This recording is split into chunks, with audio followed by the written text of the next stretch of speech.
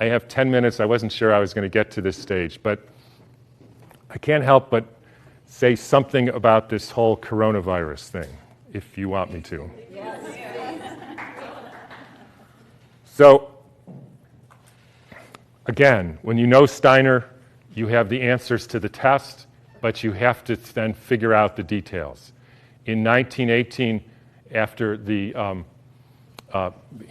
biggest pandemic, the Spanish flu pandemic of 1918, Steiner was asked, what was this all about? And he said, well, viruses are simply excretions of a toxic cell.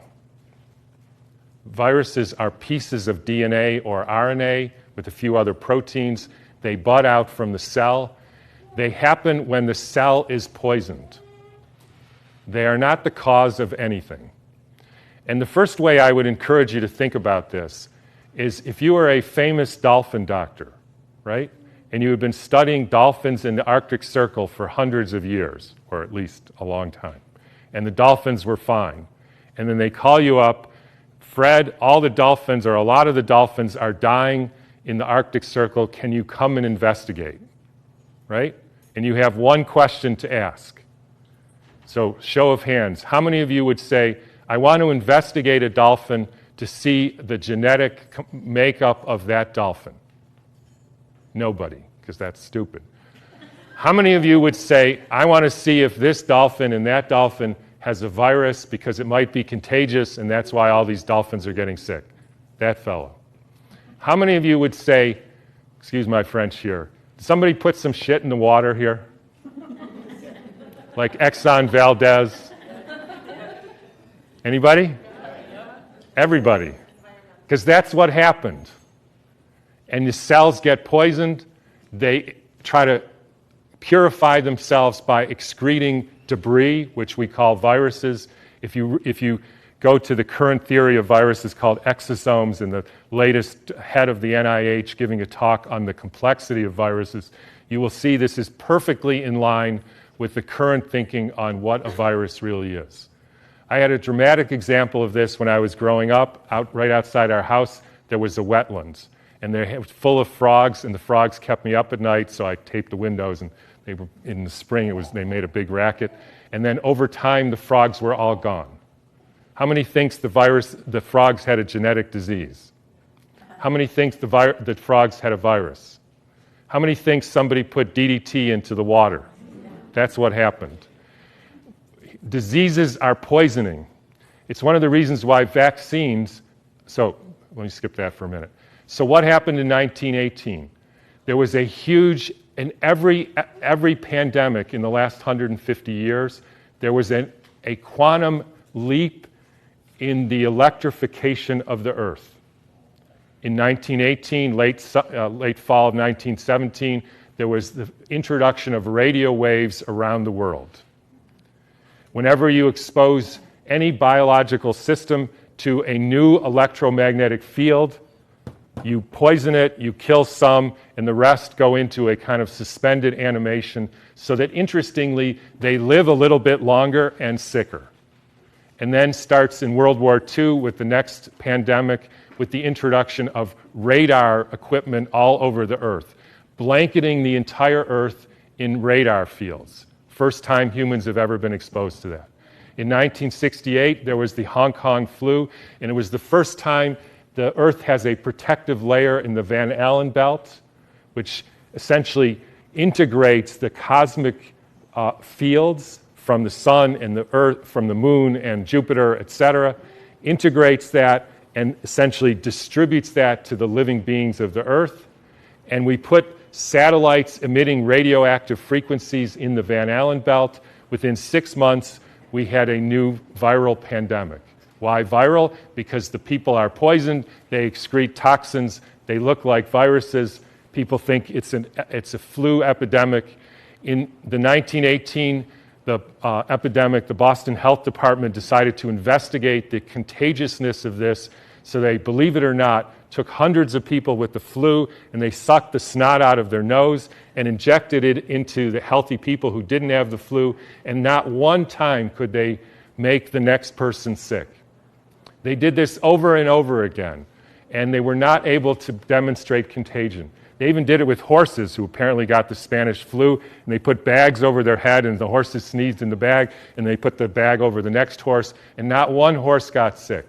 You can read about this in a book called The Invisible Rainbow by Arthur Furstenberg, who chronicles all the steps in the electrification of the earth and how within 6 months there was a new flu pandemic all over the world.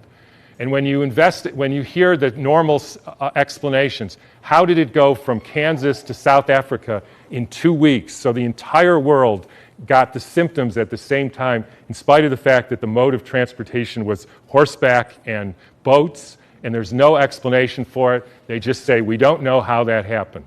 But when you think about it, with these radio waves and other frequencies that some of you have in your pocket and on your wrist, you can send a signal to Japan and it arrives instantaneously. So any of you who don't believe there is an electromagnetic field that communicates globally within seconds just is not paying attention to this. And I will only finish by pointing out that there has been a dramatic and quantum leap in the last 6 months with the electrification of the Earth. And I'm sure a lot of you know what that is. It's called 5G, where they now have 20,000 radiation-emitting satellites, just like the radiation-emitting thing in your pocket and on your wrist and that you use all the time. That is not compatible with health. I'm sorry to say it, it's not compatible with health. That is a water destructuring device. And for any of you who say, yeah, well, we're not electrical beings, we're just physical matter, then don't bother doing an EKG or an EEG or a nerve conduction test, because we are electrical beings and the chemicals are only the byproduct of those electrical impulses. And I'll finish with, anybody want to make one guess as to where the first completely blanketed 5G city in the world was? Exactly. So when you start thinking about this, we are in an existential crisis here, folks, the likes of which humankind has never seen.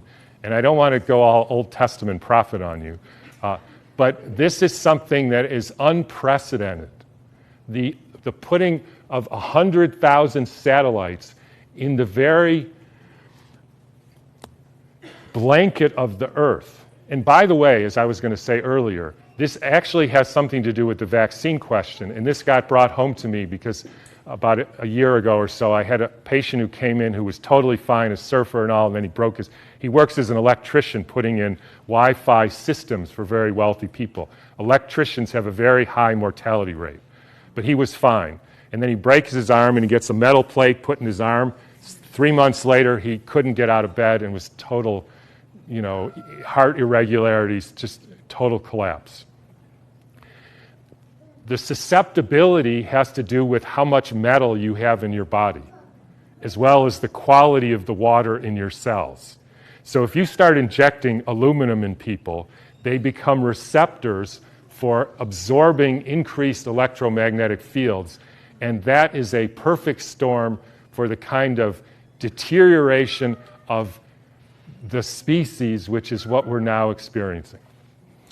And I'm just going to finish with one more thing, which I like to, is a quote from Rudolf Steiner. And by the way, this was around 1917, so it was a different time. In times when there were no electrical currents, when the air was not swarming with electrical influences, we're talking 1917, it was easier to be human. For this reason, in order to be human at all today, it is necessary to expend much stronger spiritual capacities than was necessary a century ago. So I'll just leave you with whatever you can do to increase your spiritual capacities, because it's really damn hard to be a human being these days. So thanks for listening.